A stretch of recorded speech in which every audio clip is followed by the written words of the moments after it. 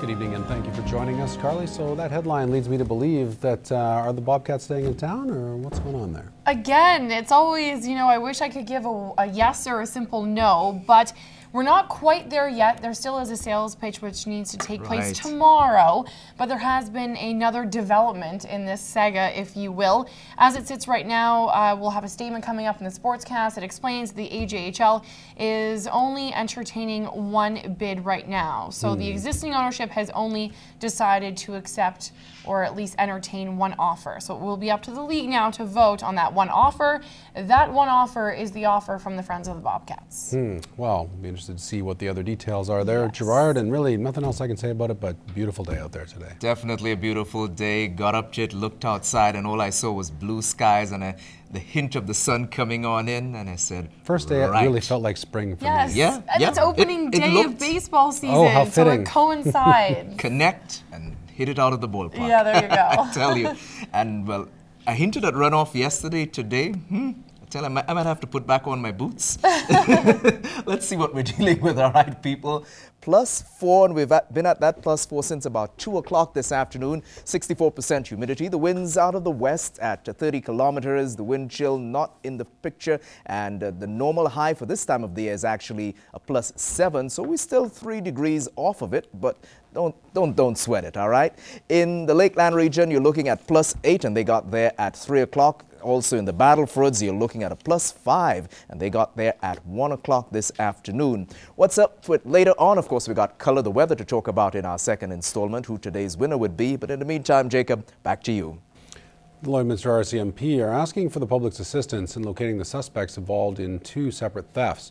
The first happened at the Classic oil field compound on February 11th, where a vehicle entered the site and stole a trailer containing an ATV. Same night, the suspects entered the Metaltech compound and took 2 fuel slip tanks from the site. RCMP believe both incidents were committed by the same people. The suspect's vehicle is a 2-tone Ford F350. If you have any information regarding either of those crimes, you are encouraged to contact the RCMP or Crime Stoppers.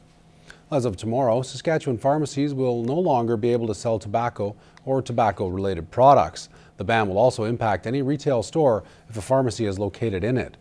Officials say most pharmacies have already chosen to discontinue the sale of tobacco products. However, they say the provincial legislation will ensure that pharmacies continue to be seen as trusted places for advice on healthy life choices.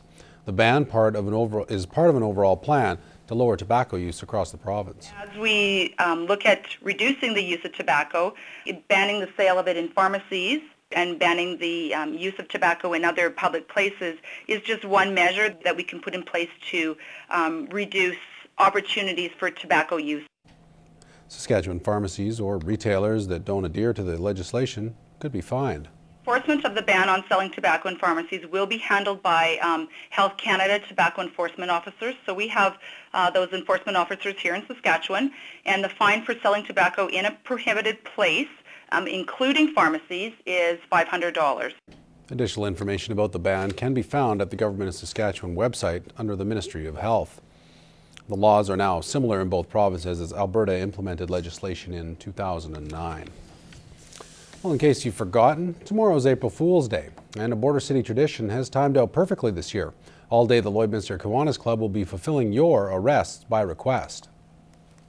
It's an opportunity for the folks in the community to support the Kiwanis Club by having a friend, a family member, a colleague, an employer, an employee arrested on some bogus charges and brought down to a jail we have set up in the mall. Anyone can set up anybody else to spend time in the pokey, and in the past, people have come up with some pretty creative charges.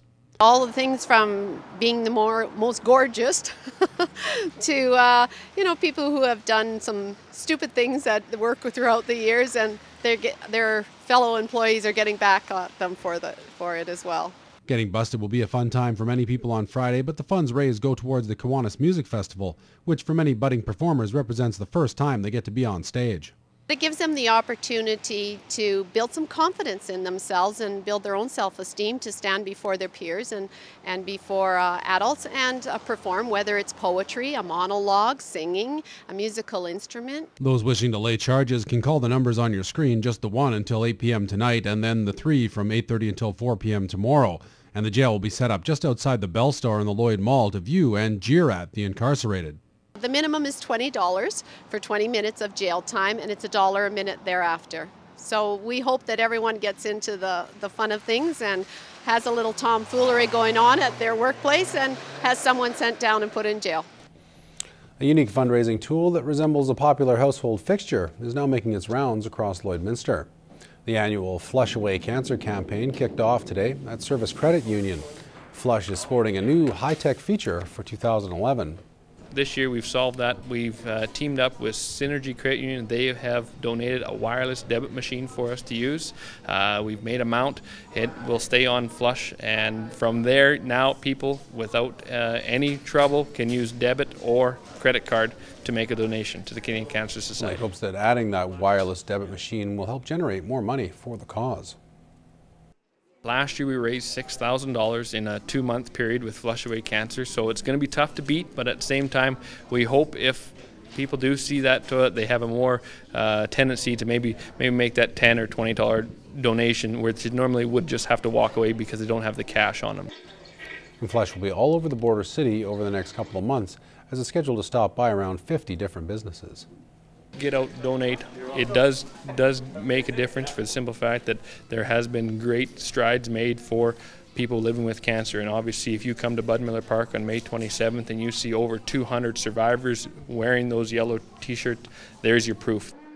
And the Flush Away Cancer campaign wraps up on May 27th.